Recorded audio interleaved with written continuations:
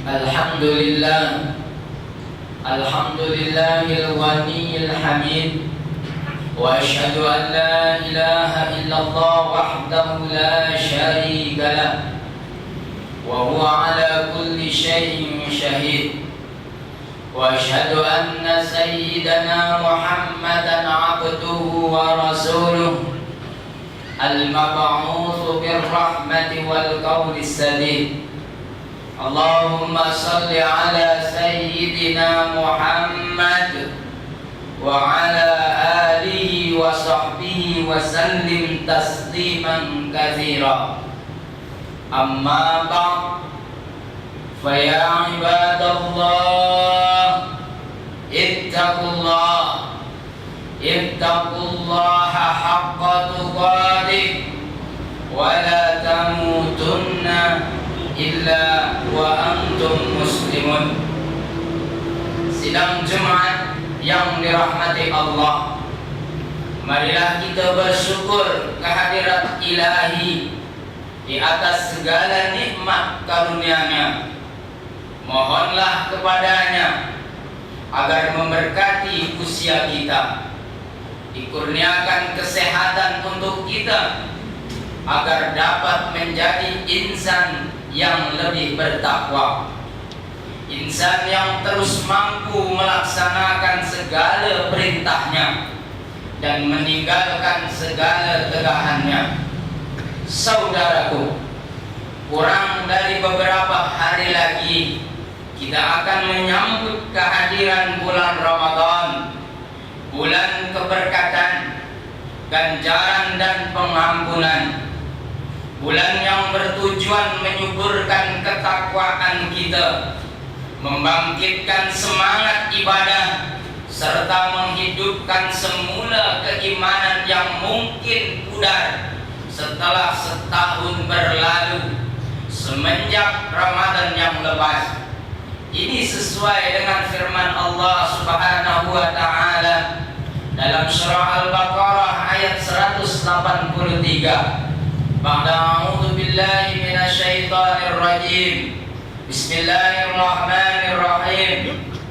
Ya ayyuhalladzina amanu kutiba 'alaikumus syiyam kama kutiba 'alal ladzina min qablikum la'allakum tattaqun. Yang bermaksud, wahai orang-orang yang beriman, telah diwajibkan ke atas kamu berpuasa seperti mana diwajibkan ke atas orang-orang sebelum kamu, supaya kamu bertakwa. Saudara, dengan bermula Ramadan, kita juga akan memulakan ibadah yang amat istimewa padanya yang tidak diwajibkan pada bulan-bulan lain. Ia adalah ibadah berpuasa.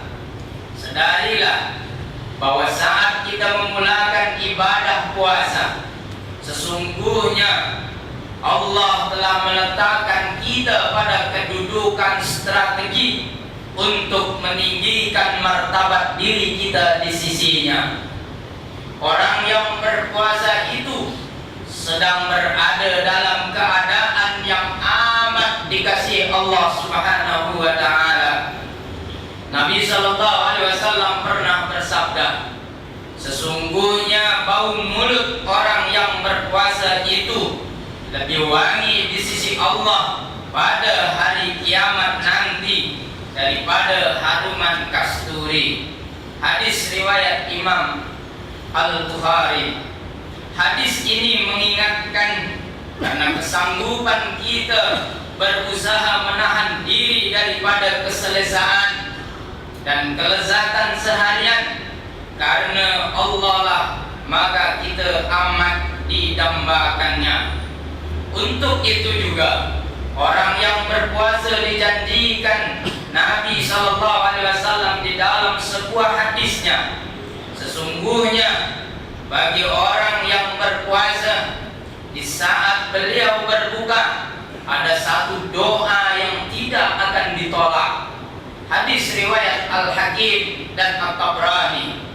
Saat-saat kita berpuasa, Itulah saat-saat indah kita berada dalam sanjungan Allah Subhanahu wa Ta'ala. Maka pastikanlah kita tidak mensia-siakan dengan perbuatan yang boleh menjatuhkan kedudukan atau martabat kita yang sedang tinggi dan dekat di sisinya.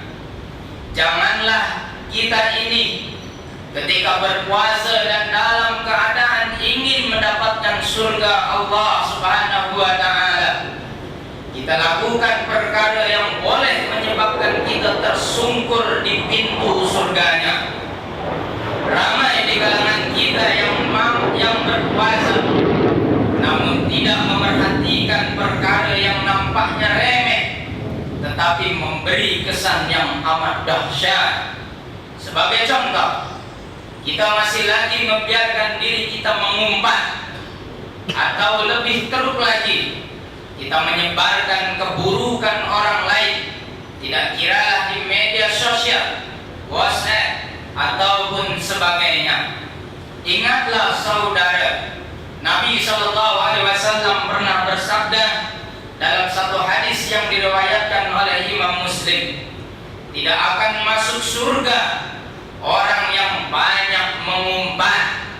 Pernah dalam hadis yang lain juga diriwayatkan Imam Muslim, Nabi SAW bertanya, tahukah kamu apa itu mengumpat? Nabi menjelaskan, mengumpat itu adalah kamu menyebutkan sesuatu yang tidak disukai saudaramu. Sahabat kemudian bertanya lagi, sekiranya keburukan itu adalah benar tentangnya? Nabi menegaskan lagi, jika ia benar, maka itulah umpatan.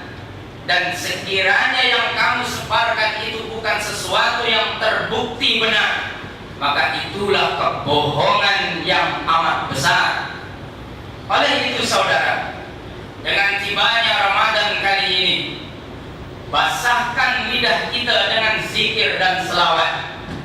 Hiasilah pandangan mata kita dengan merenung ayat-ayat Al-Quran yang mungkin telah kita tinggalkan sepanjang tahun sebelum ini.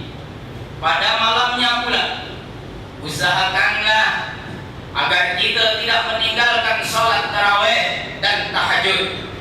Sibukkan diri kita dengan kebaikan dan fokuskan tumpuan pada pendekatan diri kepada Allah Subhanahu wa Ta'ala. Ini karena apabila perut kita sedang kosong dan badan secara fisikal tidak disibukkan dengan penghadaman makanan, minda dan jiwa kita akan dapat menumpukan perhatian lebih mudah ketika kita beribadah. Kita sebagai contoh dapat lebih khusyuk ketika sholat. Ketika berzikir juga hati kita akan lebih mudah menjadi lembut dan menjiwai zikir yang sedang dilafazkan. Ini adalah kelebihan ketika kita berpuasa.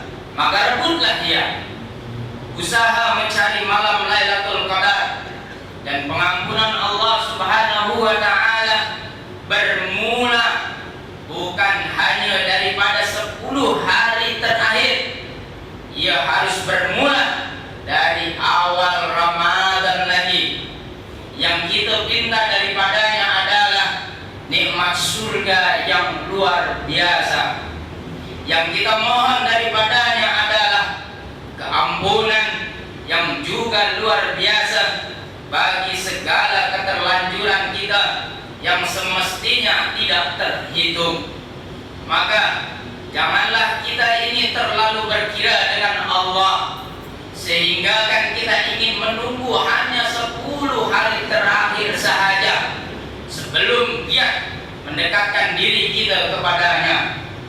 Allah menantikan kedatangan kita saudara.